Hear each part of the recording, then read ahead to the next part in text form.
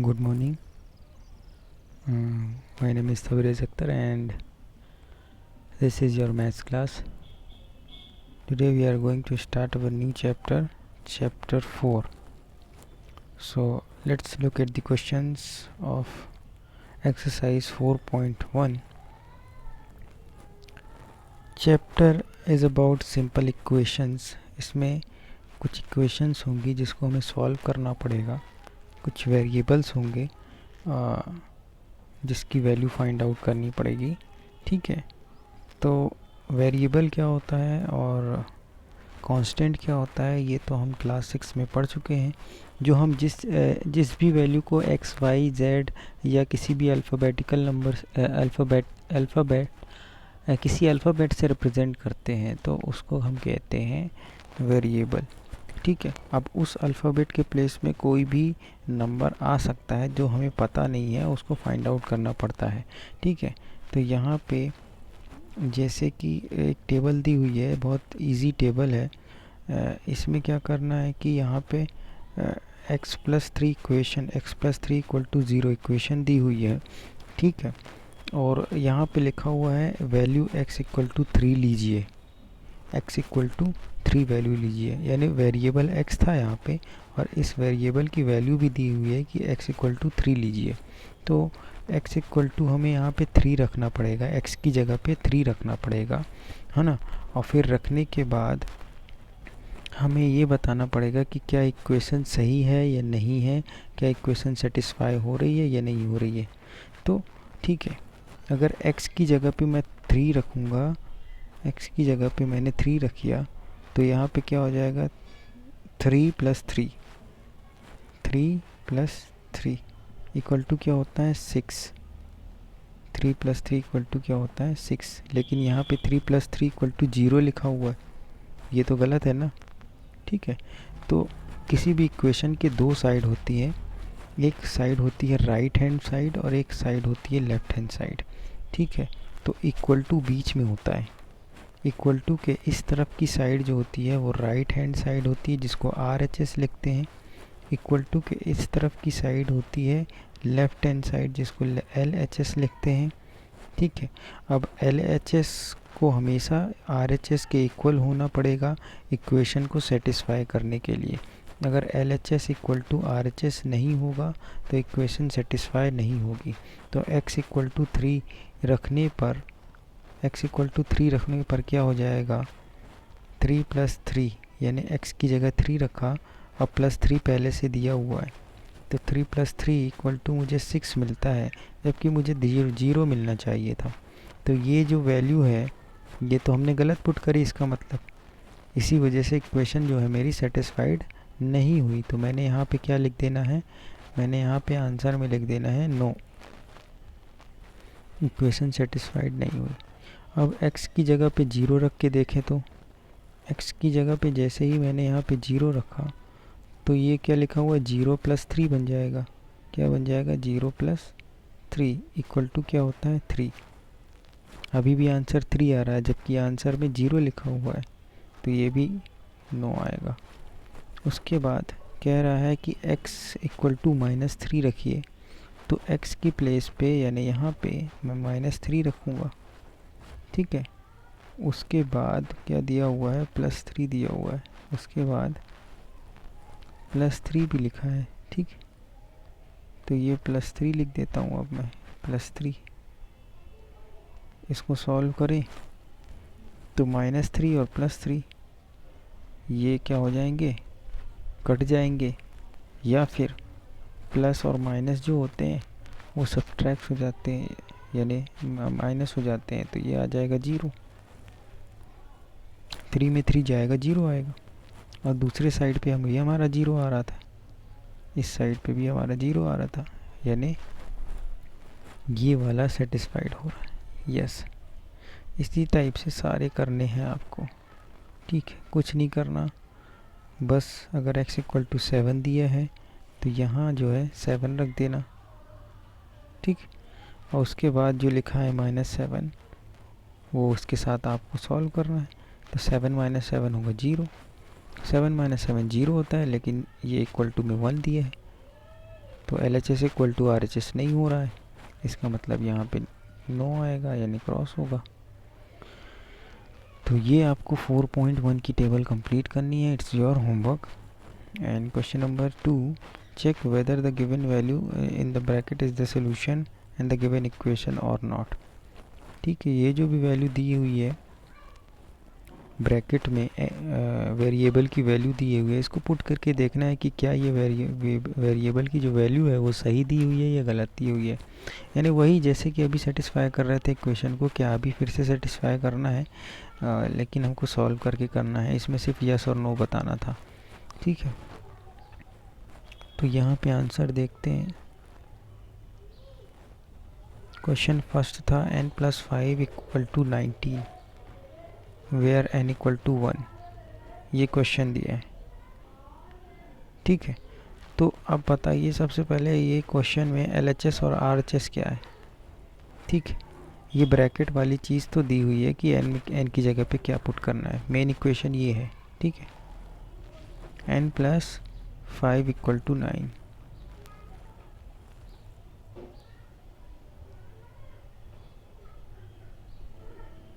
ये है। ठीक है, तो ये वाली साइड जो है वो LHS है और ये वाली साइड जहाँ 9 लिखा है वो RHS है। ठीक है, अब n इक्वल टू 1 क्वेश्चन में ही दिया हुआ है, तो हमें n+5 इक्वल टू 19 लिखा है, तो n की जगह पे मुझे 1 रखना पड़ेगा यहाँ पे। तो मैं रखूँगा 1+5। ठीक है, अभी 19 को छोड़ दो, मैं सिर्फ LHS लेके चल रहा हूँ। ठीक है, 19 को छोड़ दो, तो 1+5 हो जाएगा, n की जगह 1 रखूँगा, तो ये इक्वल टू क्या हो जाएगा, 1+5 6 होता है। ठीक है, तो LHS क्या आया, 6 आया, लेकिन आना क्या चाहिए था, 19 आना था, 19 आना था ना, आना था 19, आया 6। तो ये 6 इक्वल टू 19 नहीं होता, तो 6 इज़ नॉट इक्वल टू 19। ठीक है, इक्वल को काट देंगे तो नॉट इक्वल हो जाता है। ठीक है, तो ये इक्वेशन सही नहीं है यानी सेटिस्फाइड नहीं है, तो आंसर कुछ इस टाइप से हो जाएगा आपका। n इक्वल टू 1 LHS में पुट करते हैं तो 1+5 इक्वल टू 6 हो जाता है। 6 is not equal to 19, 6 is not equal to 19 लिखा हुआ है यहाँ पे, है ना। 19 दैट इज़ RHS, जो कि RHS है आपका, तो इसीलिए हम नीचे लिख रहे हैं कि LHS is not equal to RHS। Is not मतलब ये, ठीक है, इक्वल टू मतलब ये, नॉट इक्वल टू मतलब ये। ठीक, तो नहीं इक्वल है दोनों, तो इसका मतलब ये होगा कि is not the solution of given equation. n equal to 1 जो है वो सोल्यूशन नहीं है इक्वेशन के लिए। दूसरा क्वेश्चन देखते हैं, यहाँ पे बोल रहा है 7n+5 equal to 19 where n equal to -2। अब n की जगह पे यानी यहाँ पे -2 रख के देखना है, तो जैसे ही हम यहाँ पे -2 पुट करेंगे, देखो 7 इंटू -2, इस 7n लिखा है ना, 7n मतलब होता है 7 इंटू n, और n की वैल्यू हमें पता है -2 है, तो 7 इंटू -2 प्लस 5। इसको सॉल्व करने का तरीका ये है, सबसे पहले 7 इंटू -2 कर लो, तो 7 इंटू 2 तो 14 होता है, और माइनस लगा हुआ है तो माइनस भी आ जाएगा, क्योंकि प्लस माइनस माइनस होता है मल्टीप्लिकेशन में।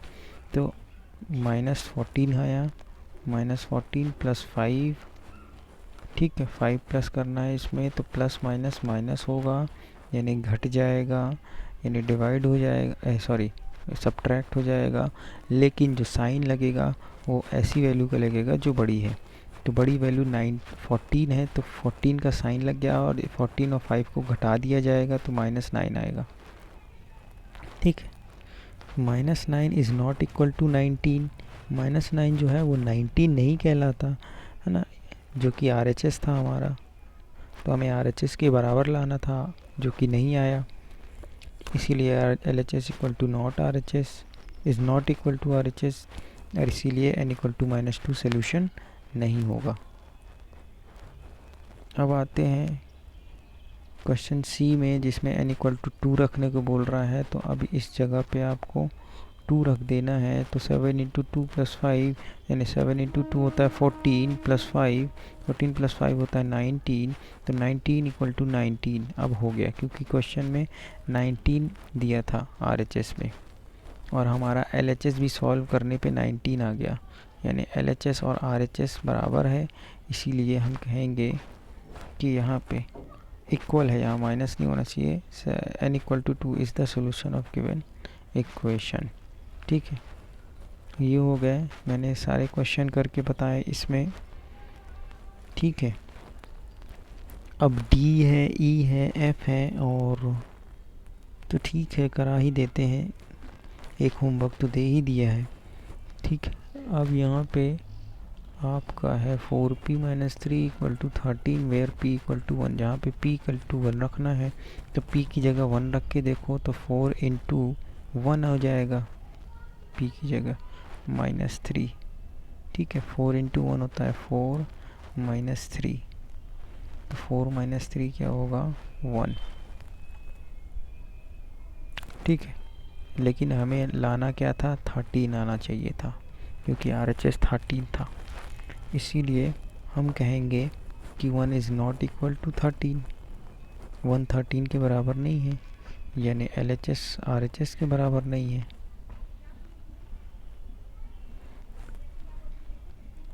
ठीक, तो यहाँ पे होगा p is not the solution. ठीक, E में आते हैं। E कह रहा है कि 4p - 3 equal to 13 where p equal to -a। यहाँ पे p equal to -a, sorry ये गलत लिखा हुआ है, p इक्वल टू -4 लेना था, यहाँ पे 4 को a बन गया है, तो यहाँ पे क्या हो जाएगा -4। ठीक, अब जैसे ही 4p की जगह पे -4 रखेंगे तो 4 इंटू -4 हो जाएगा। हो जाएगा ना भाई, p की जगह पे -4 रख दिया तो 4 इंटू -4 हो गया, और -3 बाद में लगा हुआ था, ये लीजिए -3 लगा दिया। ठीक है, तो 4 इंटू 4 अगर सॉल्व करेंगे तो 16 होगा, पर माइनस लगेगा, -16 होगा, क्योंकि इसमें एक माइनस लगा हुआ है, -16 -3। ठीक है, -16 -3 करेंगे, जब साइन से सेम होते हैं तो वैल्यूज जो होती हैं वो ऐड होती हैं, तो 16 3 19 हो जाएगा, लेकिन साइन जो लगता है वो वही लगता है जो क्वेश्चन में होता है, यानी ये माइनस माइनस है दोनों में, तो -19 आंसर आ गया। लेकिन आना क्या था, 13 आना था, तो -19 इज़ नॉट इक्वल टू 13। ठीक है, इसीलिए -4 is not the solution for the given equation. ये हुआ। अब आते हैं F में। F है 4p - 3, 4p - 3 इक्वल टू 13। यहाँ पे p इक्वल टू 0 रखना है, तो जैसे ही p की वैल्यू 0 रखूँगा मैं, तो 4 इंटू 0 - 3, यानी 0 - 0 इक्वल टू 0 - 3 इक्वल टू -3, तो -3 आंसर में आएगा, जो कि 13 नहीं है, यानी इज़ नॉट इक्वल टू 13। तो p इक्वल टू 0 जो है वो भी सोल्यूशन नहीं होगा। ठीक है, p इक्वल टू 0 जो है वो सोल्यूशन नहीं होने वाला। ठीक, अब आते हैं, मैंने ये सारे क्वेश्चन समझा दिए। अब आते हैं क्वेश्चन नंबर 3 की तरफ, जहाँ पे ये कह रहा है कि ये क्वेश्चन जो सॉल्व करना है वो ट्रायल एंड एरर मेथड से करना है।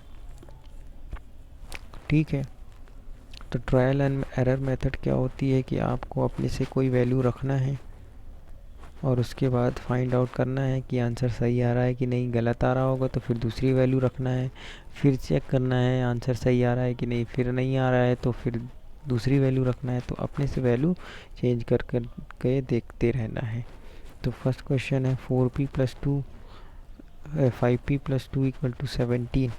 तो p की जगह पे मैं क्या रखूँ कि मुझे आंसर में फिर सॉल्व करने पर 17 मिल जाए। तो p की जगह पे मैं अपने मन से लेना है मुझे, तो मैं 1 से स्टार्ट करूँगा लेना। तो putting p equal to 1 in LHS, तो मैं p की वैल्यू अगर 1 लूँ तो सॉल्व करके देखता हूँ क्या आ रहा है। तो p की जगह पे जैसे ही 1 रखूँगा यहाँ पे, एक बार ध्यान से देखो, जैसे ही p की वैल्यू मैं यहाँ पे 1 रखूँगा तो 5 इंटू 1 प्लस 2 इस टाइप से हो जाएगी इक्वेशन। 5 इंटू 1 5 कहलाता है, प्लस 2, तो 5 प्लस 2 हो जाएगा। अब इन दोनों को प्लस करूँगा तो 7 आएगा, आंसर 7 आएगा, लेकिन 17 आना चाहिए। तो मेरा 5 जो वैल्यू मैंने 1 ली थी ये सही नहीं ली थी, अब मुझे दूसरी वैल्यू लेना पड़ेगा, ठीक है। तो p की वैल्यू अब मैंने 2 ली, क्या ली 2, तो 5 इंटू 2 इसी इक्वेशन में फिर से रखा, 5 इंटू 2 प्लस 2, तो 5 इंटू 2 होता है 10 प्लस 2, 10 प्लस 2 होता है 12, तो लेकिन 17 आना चाहिए था, अभी भी गलत है। अब क्या लेता हूँ, 5 equal to 3 p equal to 3 लेके देखता हूँ। p इक्वल टू 3 लिया, सेम इक्वेशन सॉल्व करने के लिए p into 3 plus 2 equal to 5 into 3 हो जाएगा 15 प्लस 2, तो 15 प्लस 2 होता है 17, तो 17 आ गया, मुझे 17 ही लाना था, तो p इक्वल टू 3 रखा था तभी आया 17, तो p इक्वल टू 3 ही आपका आंसर होगा, ठीक है। तो आपका आंसर क्या होगा, p equal to 3 is the solution for of given equation, ठीक है। तो एरर और ट्रायल एरर मेथड आप समझ गए कि क्या करना है, कि एक अपने मन से लेना है, 1 से शुरुआत करके या 2 से, जिससे भी शुरुआत करना हो, 1 से जनरली शुरुआत करोगे, 1 रख के देखना है, फिर 2 रख के देखना है, फिर 3 रख के देखना है, ऐसे करके फिर सॉल्व करना है, तो आंसर मिल जाएगा। सेकंड क्वेश्चन भी है इसी टाइप का है, फाइंड द उसके बाद क्वेश्चन नंबर 2 इसी में दिया है 3m माइनस 14 इक्वल टू 4, तो m की जगह पे हम क्या रखें, m की जगह पे 4 रख के देखें, अपनी मर्ज़ी से ही 4 ले लिया, ठीक है, 1 से भी आप ले सकते हो। 4 रख के देखें तो 3 इंटू 4 माइनस 14 ये था, तो 12 हो जाएगा, 4 इंटू 3 12 होता है, या 3 इंटू 4 12 होता है माइनस 14, तो 12 माइनस 14 करेंगे तो माइनस 2 आएगा, जबकि आंसर में क्या लाना है, 4 लाना है, ठीक है। तो m इक्वल टू 5 रख के देखा, ठीक है, तो 3 इंटू 5 माइनस 14, तो 5 3 जा 15 होता है माइनस 14। अब आंसर में क्या आया, 1 आया, लेकिन अभी 1 नहीं चाहिए मुझे, आंसर में क्या चाहिए, आंसर में 4 आना चाहिए, ठीक है। तो अब आते हैं m इक्वल टू 6 रख के देखा, जैसे ही 6 रखा तो 3 इंटू 6 माइनस 14, तो 3 इंटू 6 सॉल्व किया तो 18 होता है माइनस 14, तो माइनस 14 जैसे ही माइनस किया तो आ गया 4, जो कि RHS है हमारा। तो अब मुझे मिल गया आंसर, तो m इक्वल टू 6 में मुझे आंसर मिला, इसीलिए मैंने 1 2 3 4 नहीं लिया, क्योंकि फिर लेते तो और लंबा क्वेश्चन हो जाता, ठीक है। तो अपनी मर्ज़ी से आप कोई नंबर ले लो और उसके बाद आपको ये पता चल जाएगा कि आप आंसर के कितने करीब हो, तो उससे आप सही नंबर तक पहुंच सकते हो, ठीक है, सही वैल्यू तक पहुंच सकते हो। तो ये था क्वेश्चन नंबर 3 तक सॉल्यूशन, आपको ये सारा आपको अपने कॉपी में कंप्लीट करना है। Thank you.